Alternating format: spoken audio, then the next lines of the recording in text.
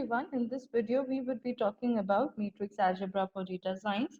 Matrices are building blocks of data science. So they are used in various concepts in data science, from NumPy in Python to data frames in R. You'll find them everywhere. Matrices are also very important part in machine learning algorithms.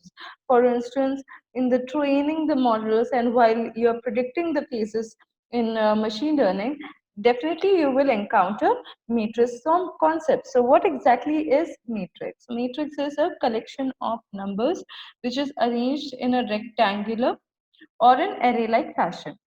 So these are numbers which is represented in the form of rows and columns. So looking at this example of this particular matrix, it has 2 rows and 3 columns. So it will be shown as A M cross N. This is nothing but the order of a matrix. So where M is represents the row and N represents the column.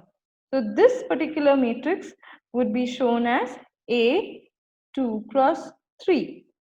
Okay, and always this matrix would be always having this particular order, rows first and then the column.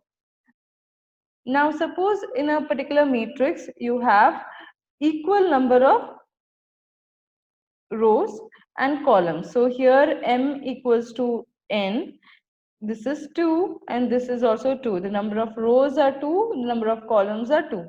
So in that case this is called a square matrix. And if there is a single row matrix, suppose, then it is called as a row vector. And if there is a single column matrix,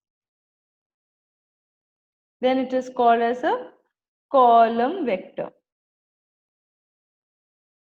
Now, each number in the matrix actually corresponds to a element of the matrix. So these numbers which form the matrix are nothing but elements.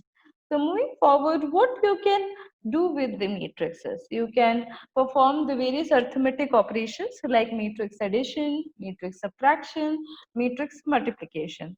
Matrix division doesn't exist. It is actually basically multiplying a matrix to an inverse matrix. So that concept we will be talking about in another video. So here in this video we would be dealing with matrix addition, subtraction and multiplication. So what exactly is matrix addition? So the addition of two matrices A M cross N and B M cross N gives you a matrix C M cross N.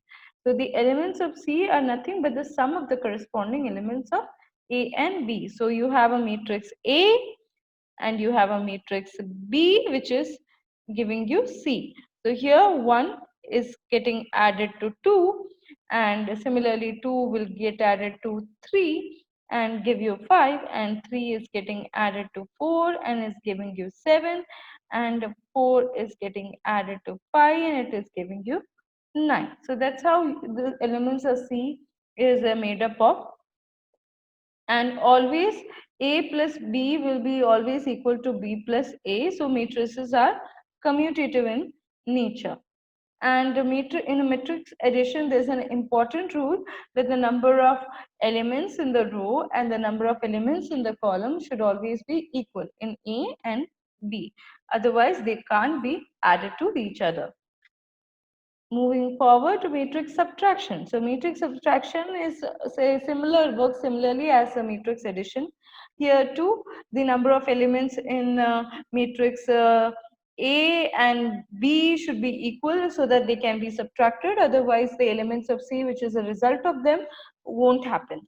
So for that, you need to have an equal number of rows and columns in A matrix and B matrix. So how are they subtracted? So like you see in this figure, 3 is getting minus to 4 and you're getting minus 1. 8 minus 0 will give you 8. And similarly, you have 4 minus 1 which is giving you 3 and 6 minus 9. So which will give you 15 because minus minus is nothing but plus. So that's how matrix C forms. So C would be a C is nothing but A minus B. In matrix subtraction, A minus B won't be equal to B minus A. It's not same as B minus A. So it is not commutative as you found in matrix addition. And like you said, in matrix addition, you have to have the number of rows and columns equal in A and B so that it can be subtracted. Moving forward, matrix multiplication. So multiplication of two matrices gives you another matrix C. So suppose you have a matrix A m cross n and a matrix B p cross q, then it would give you a matrix C m cross q. For multiplication, you need not have the rows and columns of A and B to be the same. So that rule which we had for addition and subtraction doesn't apply for multiplication. So how these matrices are multiplied? So here the rows elements from the first row is getting multiplied to the elements of the first column of matrix B. So this is A, this is B.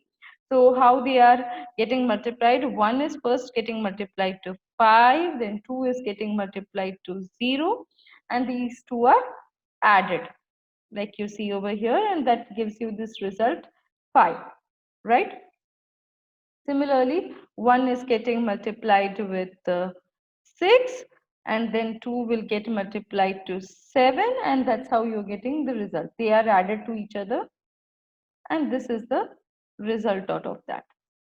Likewise, in the second like row, you need to have the elements of the second row getting multiplied to the elements of the first column of matrix B. So 3 will be multiplied to 5 and 4 will be multiplied to 0, and they'll be added to each other. So 5 cross 3 is 15 plus 4 cross 0, which is 0, which is giving you the result 15. And likewise, in the last element of the second row, you will have 3 cross 6 plus 4 cross 7, that is giving you 46. So that's how matrices are multiplied to each other. So I hope in this video you would have understood the basics of matrices, which is a very important building block.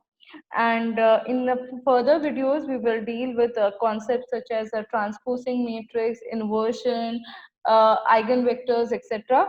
So these concepts are also very important for the data science.